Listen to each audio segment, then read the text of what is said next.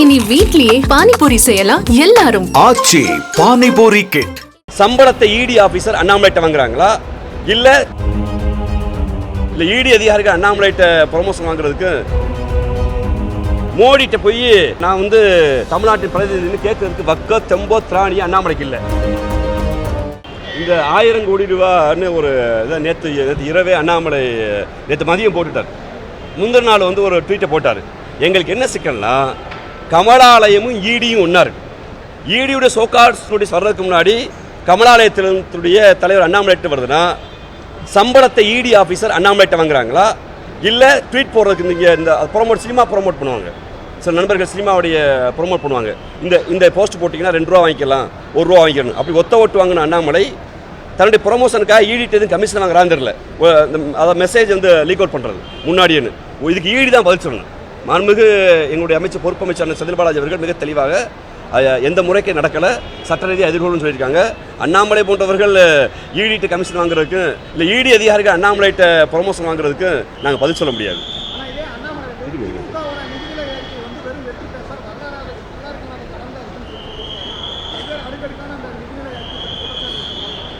இப்போ நீங்கள் இந்தியாவுடைய வளர்ச்சி விகிதத்தை நம்ம பார்க்குறோம்.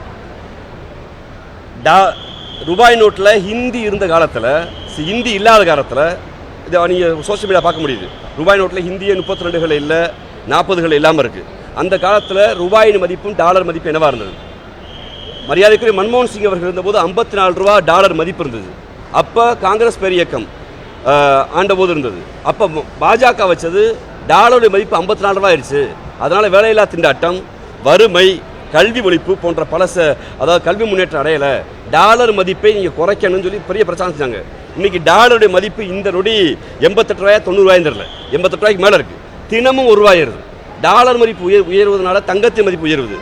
இந்த தங்கமும் டாலரும் உயர்வதனால வேலையில்லா திண்டாட்டம், வறுமை பிடித்த நாடுகள் பட்டியலில் இந்தியா இருக்குது. இது குறித்தெல்லாம் எந்த கவலையும் இல்லை. 2.5 லட்சம் கோடி ரூபா கடன் வாங்கி தமிழ்நாட்டுக்கு 1 ரூபா கொடுக்காத தென்னிந்திய மாநிலங்களை வஞ்சிக்கிற மோடிட்ட போய் நான் வந்து இங்கே தமிழ்நாட்டின் பிரதிநிதின்னு கேட்கறதுக்கு வக்க தெம்போ திராணி அண்ணாமலைக்கு இல்லை.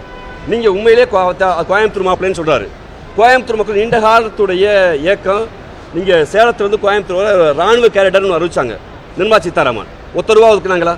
நம்ம என்ன சொன்னாங்க? தென்னிந்தியாவுடைய மான்செஸ்டர் இன்னைக்கு பருத்தி தொழில் படுத்துருச்சு. இன்னைக்கு ஒட்டுமொத்தமாக திருப்பூர் டாலர் சிட்டி டல் சிட்டியாக மாறிடுச்சு. ஜிஎஸ்டின்னு கொண்டு வந்து சிறு குறு தொழில்களை டோட்டலாக முடக்கியாச்சு. நீங்கள் கோவையுடைய பெரிய பெரிய கனவாக இருந்த மெட்ரோ ரயில் திட்டத்துக்கு இது வரைக்கும் ஒன்றிய அரசு ஒப்புதல் கொடுக்கல. கேட்டால் எங்களை போய் சொல்கிறாங்க, நாங்கள் நிலம் எடுப்பதுக்கு விமான நிலையத்துக்கு நிலம் எடுக்கிறதுக்கு பணத்தை ஒதுக்கியாச்சு. ஆனால் விமான நிலையம் குறித்து அண்ணாமலையோ பாஜகவோ வாய் திறக்கலை. அப்படி எல்லா தமிழர் விரோத தமிழ்நாட்டு விரோத செயலையும் செஞ்சுட்டு இன்னைக்கு வளர்ந்த மாநிலங்களில் தனி மனித வளர்ச்சி தமிழ்நாட்டை விட ஒட்டுமொத்த இந்தியாவில் குறைவாக தான் இருக்குது. கடன் விகிதத்தில் நாங்கள் கடன் வாங்குகிற விகிதத்தில் குறைவாக தான் வாங்கியிருக்கோம். ஒரு சிறந்த பட்ஜெட் இருக்கிற போது அண்ணாமலை போன்றவர்கள்லாம் தன்னுடைய இருப்பை காட்டிக்கொள்ள, தன் எஜமான்களுக்கு தன் முதலாளிகளுக்கு நம்பிக்கையாக இருப்பதற்காக தமிழ்நாடு அரசை விமர்சிப்பதை தத்துவார்த்த ரீதியாக புள்ளி விவரங்கள் ஏற்றுக்கொள்ளாது. நீங்கள் அண்ணாமலை சொல்கிற பொய்களை பாருங்களேன். இதே விமான நிலையத்தில் அண்ணா செருப்பு போட மாட்டான்னு சொன்னார். திமுக ஆட்சிக்கு வந்து நான் வந்து திமுக ஆட்சிக்கு வர செருப்பு போட மாட்டேன்னு சொன்னார். இன்றைக்கி செருப்பு போதான் ஷூ போட்டிருக்காரு. அதை யாரும் நம்ம கேட்கல. இதே அண்ணாமலை சொன்னார், நான் வந்து அதாவது இந்த தமிழ்நாடு முழுக்க நடந்து போகிறேன்னு சொன்னார். நீங்கள் அது குறித்து நம்ம யாரும் கேட்கல. அப்போ அண்ணாமலையுடைய பொய்கள்னே இங்கே வந்து புத்தகங்கள் வர ஆரம்பிச்சிருச்சு.